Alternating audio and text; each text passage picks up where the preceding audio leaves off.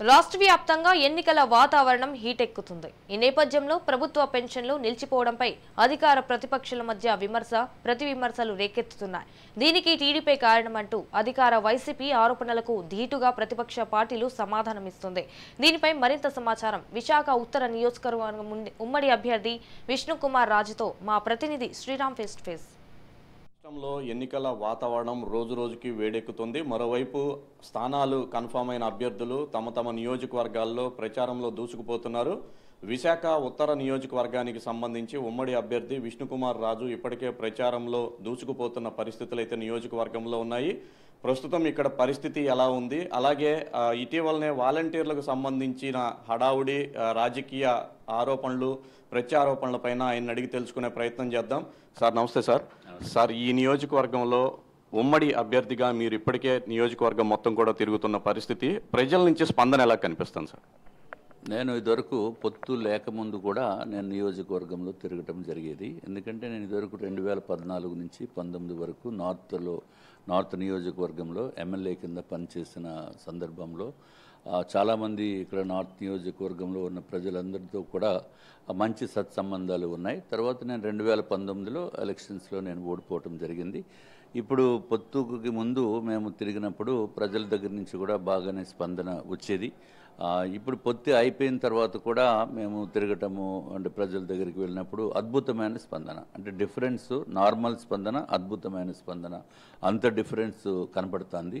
ఖచ్చితంగా నార్త్ నియోజకవర్గంలో ప్రజలు మాకు ఓటు వేసి గెలిపిస్తారనేది మా యొక్క పూర్తి విశ్వాసము, నమ్మకము. ఎందుకంటే మేము ఎంతో నీతి నిజాయితీతోటి ఇక్కడ నార్త్ నియోజకవర్గంలో రాష్ట్ర ప్రజలకి అందరికీ కూడా కావలసిన విధంగా కూడా మనం పనిచేసాము 5 years కూడా. ఇప్పుడు ఇక్కడ నియోజకవర్గంలో ఎవరైతే నా పైన పోటీ చేస్తున్నారో కేకే రాజు గారు, వైఎస్ఆర్సీపీ అభ్యర్థి, వారి పైన ప్రజలకి విశ్వాసం లేదు. దానికి కారణం ఏంటంటే చంద్రబాబు నాయుడు గారు ఎప్పుడైతే విశాఖపట్నం వచ్చినప్పుడు వారిపైన దాడి చేయటము ఎవరు మర్చిపోవాలన్నటువంటి విషయం.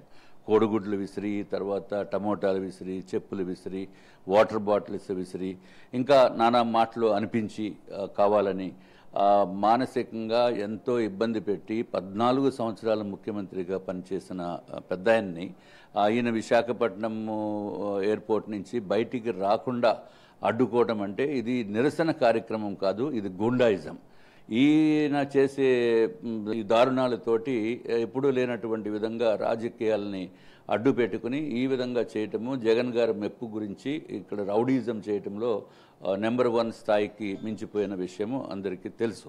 ఇప్పుడు చంద్రబాబు నాయుడు గారు అక్రమంగా అరెస్ట్ అయినప్పుడు ఆంధ్ర రాష్ట్రంలో 2 చోట్ల టపాసులు పేల్చి పెద్ద పండగ చేసుకున్నట్టుగా చేసుకోవడం జరిగింది. ఒకటి రోజా గారు చేశారు, రెండోది ఇక్కడ కేకే రాజు గారు చేశారు. సో ఇటువంటి మనస్తత్వము, ఇటువంటి వ్యక్తిత్వము కలిగిన వెనకాల రౌడీజంని ప్రోత్సహిస్తున్న వ్యక్తికి ప్రజలు, నార్త్ నియోజకవర్గ ప్రజలు మాత్రము ఓటు వేస్తారని నేను అనుకోను. మనము ఒక పక్కన నీతి నిజాయితీగా పనిచేస్తూ ప్రజలందరికీ కూడా అందుబాటులో ఉంటున్న వ్యక్తికి 3 పార్టీలు కలిసిన వ్యక్తి అంటే జనసేన, తర్వాత తెలుగుదేశం పార్టీ, భారతీయ జనతా పార్టీ, ఈ దాటికి ఇక్కడ వైఎస్ఆర్సీపీ వాళ్ళకి తట్టుకునే పరిస్థితి ఉండదు.